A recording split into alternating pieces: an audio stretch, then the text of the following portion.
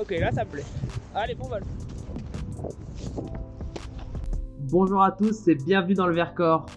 Je suis là pour vous parler d'un vol de plus de 130 km qui a été fait fin février. Donc même si la distance n'a rien d'extraordinaire, pour la saison c'est quand même quelque chose de pas commun. La bonne nouvelle c'est que j'ai pu ramener des images sublimes de la journée, faire la course avec mon ombre comme ici dans le Vercors, ou à transiter de sommet en Chartreuse, tout ça dans des montagnes gavées de neige. Par moments c'était presque à se demander si on n'aurait pas été mieux en ski. Si vous voulez l'histoire complète, c'est par ici que ça se passe. Allez, retour au décollage. Ah, le gonflage de l'Alpina, quel plaisir quand même. Ah, fait chier. Ça m'apprendra à pas démêler proprement ma voile, tiens. Mais bon, le coup d'après, ça a fait nickel. Donc on s'est retrouvé là à décoller à 1900 mètres du Moucherotte dans la neige, parce que les prévisions annonçaient une petite couche de stabilité en bas, qui risquait de poser pas mal de problèmes en début de journée. Et donc nous, pour éviter ça, on est monté tout en haut, et on a pu décoller à 11h45, et il y avait déjà de super thermiques sur la façade du Vercors. On voit que là, sans enrouler, je me retrouve largement au-dessus des crêtes. Pierre-Louis et Amelou ont décollé 5 minutes plus tôt et ont déjà pris un peu d'avance. Et derrière, il y a Eric qui va décoller. On était 4 aujourd'hui à venir prendre de la hauteur dans le Vercors, mais aussi à voler sous le vent. Toute la journée, le vent aura soufflé sud-ouest à ouest, donc globalement, il vient de notre droite. Et donc, dès qu'on passe sous la crête, on s'expose à des turbulences, plus ou moins marquées selon la force du vent. Aujourd'hui, c'était relativement confortable à voler, même si forcément, c'est jamais très agréable de voler sous le vent. La journée s'avère assez vite moins bonne qu'escompté. Dès que je me retrouve sous les crêtes, je me dis merde, j'aurais dû rester au-dessus, ça aurait été mieux. Mais j'arrive pas à trouver de thermique assez fort pour me sortir, donc j'avance en cheminant le long des crêtes. Arrivé sur la face un peu mieux exposée, là, je suis rejoint par Amelou. Et tous les deux, on essaie de trouver quelque chose qui pourrait nous sortir plus haut. Parce que juste après, on voit le col vert avec ses grandes pentes de neige qui ont peu de chances de donner beaucoup de thermique. Et on aimerait bien y arriver un peu haut. À droite, Eric nous a rejoint aussi, et on gratte le long du... Pierre-Louis s'est pas arrêté là, il a été plus haut tout le long et il a pu avancer directement. Donc il continue à bien nous distancer. Pour ceux qui s'étaient habitués à avoir les stats GPS, altitude, vitesse et tout le tralala, je suis désolé mais sur celle-là il n'y aura rien, car mon vario est tombé en panne et du coup j'ai perdu la trace GPS de quasiment tout le vol. Promis, la prochaine fois je mettrai un backup. Au final ça chemine assez bien pour aller au col vert, il y a même les premières barbules qui apparaissent. Malheureusement, elles sont pas bien hautes et elles se font violemment décaler par l'ouest. On est vraiment sous le vent. On peut enfin sortir au niveau de la crête. Pile à temps pour voir une horde de bouquetins faire du skyrunning sur l'arête. Kylian Jornet n'a qu'à bien se tenir. Même si c'est trop classe de pouvoir les voir courir comme ça, ça fait toujours un peu chier de leur faire autant peur. Mais bon, sur la crête, c'est le seul endroit où ça monte. Allez, retour au vol. Au-dessus du village de Villard-de-Lans, et à gauche la station, il y a tous les skieurs, même les Parisiens qui sont en vacances. Et derrière la pyramide rocheuse, c'est le Roc Cornafion. Beau sommet du Vercors. Il y a vraiment de la neige partout, la vue est juste splendide. Mais bon, pour pas s'endormir, je pense qu'il est temps d'accélérer un peu, d'aller voir ce qui se passe plus au sud. Tant que je suis au-dessus de la crête, je suis trop content. Il y a le vent ouest qui me fait tenir en dynamique, en même temps que les thermiques en est qui me portent, c'est parfait.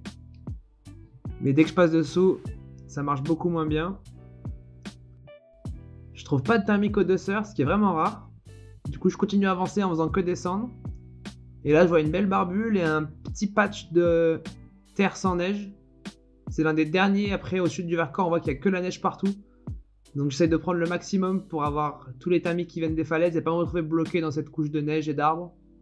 Quand on voit les barbules en haut, on sent bien qu'une fois qu'on est au-dessus de la crête, c'est trop bon et ce sera parfait. Mais d'abord, il faut réussir à y aller et c'est pas évident. Par chance, il y a des endroits où la crête est plus basse et donc on se retrouve naturellement au-dessus, ce qui permet de faire des tours dans des vrais thermiques. Mais avec le vent d'ouest assez fort, c'est pas facile de savoir si on est en soaring, si c'est des thermiques qui déclenchent et de centrer les thermiques qui se font bien décaler par le vent.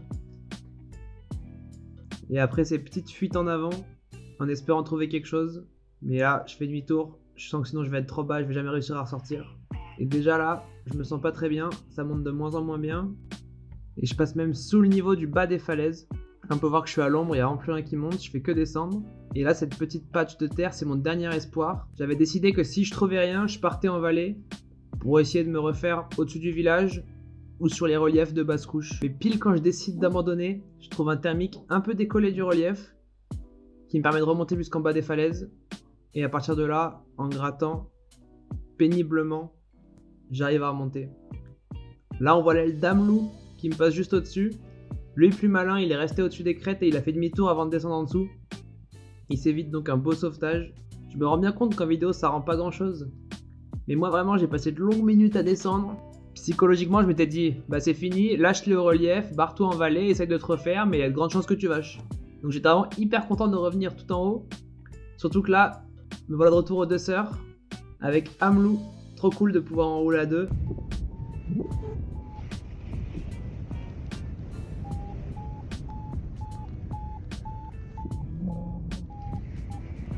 Comme vous pouvez l'entendre, le Vario est pas énervé, hein. C'est pas des gros thermiques, c'est cool, c'est bien confortable.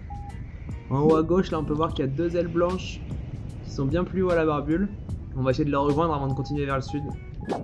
Allez, c'est parti. Youhou!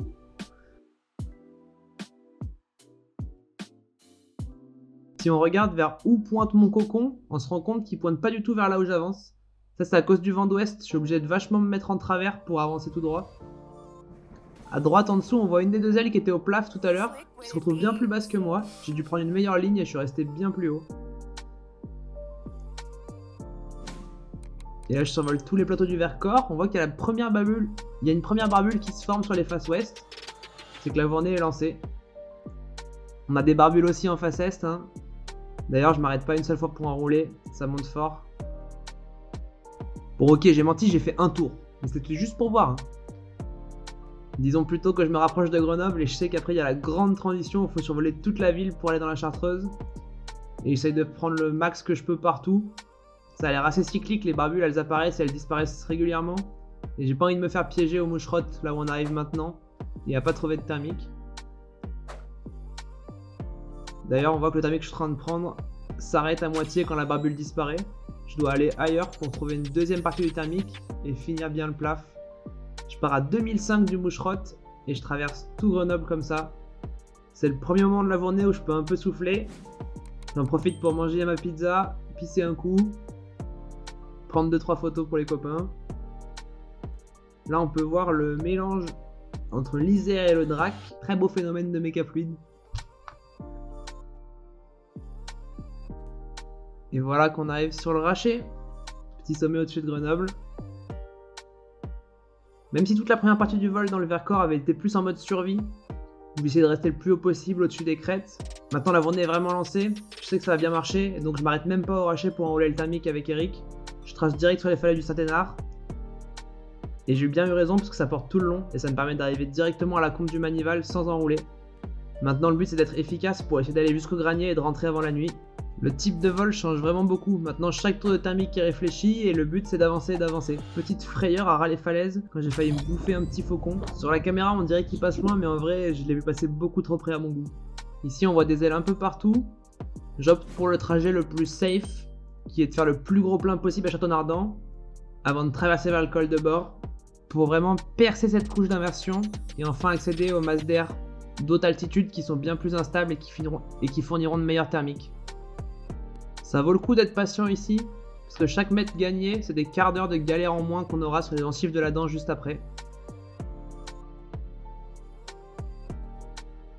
Là, je suis largement assez haut, donc je pars sur la dent de crawl, et je me fais satelliser instantanément. Au fur et à mesure qu'on monte, il y a la vue sur toute la Chartreuse qui s'ouvre. C'est incroyable avec autant de neige. Et ensuite, on attaque une partie du vol vraiment plaisir.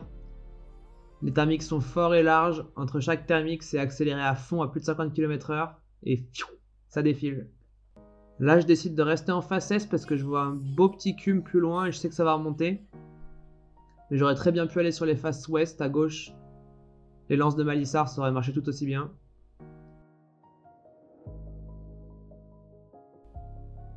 Là, par contre, je décide de basculer en face ouest pour aller au granier.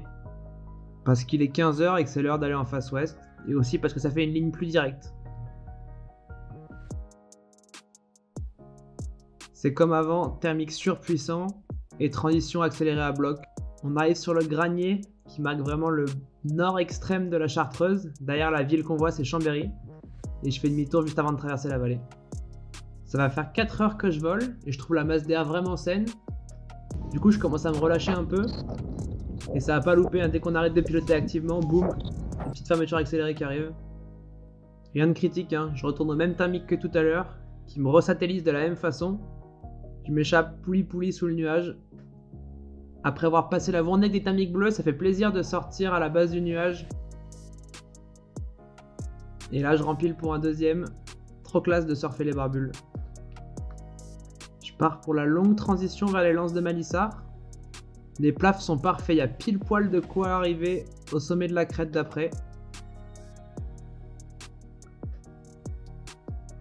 Je vois une belle barbule à mi-chemin. Du coup, j'en profite pour faire un gros plein, au cas où ça marche plus très bien après. Et je suis bien content parce que même une fois arrivé au bout des lances de Malissard, je trouve rien et je dois aller voir dans le col à gauche qui est plein de neige. Mais il y a quand même un petit dynamique qui me remonte et qui me permet de basculer tranquillement en face est.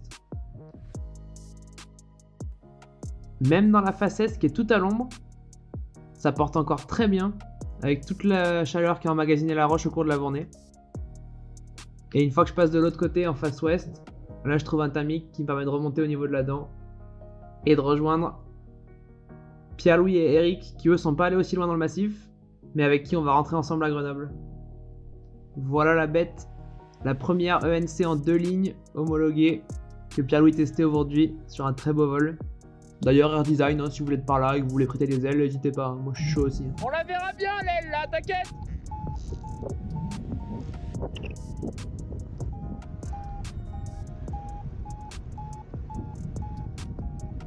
Pas forcément besoin d'avoir un gun hein, pour être dans des paysages comme ça. À droite, c'est une petite aile de débutant avec une sellette réversible, ça va nickel aussi.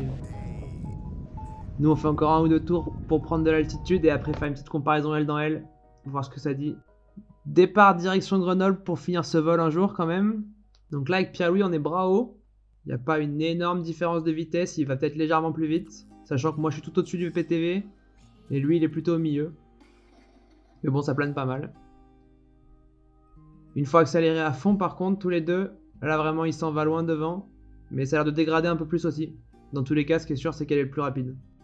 Nous revoilà sur les falaises du Saint-Hénard, mais le soir, donc toutes les faces est sont à l'ombre et donnent plus de thermique, mais la face ouest en forêt est super, elle nous permet vraiment de cheminer très haut.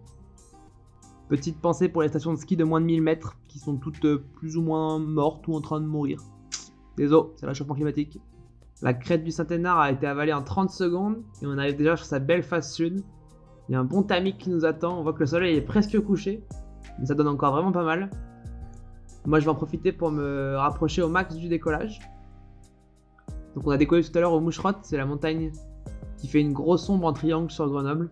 Me voilà de retour au Rocher, où je trouve un thermique alors que le soleil est quasiment couché. Et ça donne encore pas mal. Et j'en profite pour retraverser Grenoble une deuxième fois dans l'autre sens. Je vais bientôt être à moins de 5 km du décollage. Le vol est donc bouclé. Ça fait un triangle de 135 km qui est validé. De très loin l'une des meilleures journées de février de ma vie. Même si bon, je n'ai connu que 2 février de parapentiste. En tout cas, si ça vous a plu, n'hésitez pas à vous abonner pour suivre de nouvelles aventures. Cette année, je serai encore là à faire des vidéos, à raconter mes petites balades. Allez, abonne-toi. Comme ça, je pourrais négocier des gros contrats de sponsoring et j'aurais même plus besoin d'acheter mes voiles. Désolé hein, pour la trace GPS qui a disparu, et c'est pas ma faute. Je vous laisse avec le vrai moi pour finir, tout content à la radio. Là au-dessus, on a fait du stop. Incroyable. Allez, ciao!